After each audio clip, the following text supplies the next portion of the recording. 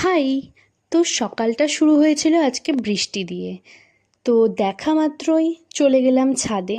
গিয়ে তো দেখি ঝিরিঝিরি বেশ বৃষ্টি হচ্ছে, আর ভেতরে একটা শান্ত পরিবেশ। তো পুরো জমে গেল। আর এই বৃষ্টির দিনে যদি ইলিশ না হয় তাহলে কি চলে? তোমরাই বলো। আজ বাড়িতে হয়েছিল আমার ফেভারিট কচুর সাথে ইলিশ মাছের পাতুরি, আর সাথে একটু মাছ ভাজার তেলও নিয়ে নিয়েছিলাম।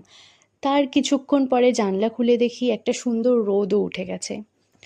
তো দেখা মাত্রই আবার ছাদে গিয়ে দেখি ওই বৃষ্টি ভেজা রোদের মধ্যেই সুন্দর ঘাসফুলগুলো ফুটে আছে, কি যে সুন্দর লাগছিল। আর সন্ধেবেলা ভেরি স্পেশাল, মানে এই ভাদ্র মাস, তার মধ্যে বৃষ্টি মানে বর্ষা, তার মধ্যে তালের বড়া। তো মা তো করে সবার আগে ঠাকুরকে দিয়ে দিল, এখন আমাদের জন্য বানাচ্ছে। তো আর কি, তো এই গন্ধে গোটা বাড়ি একদম ম ম করছে। তো আর কি, রাতেবেলা একটু আমি রুটি বানিয়েছিলাম।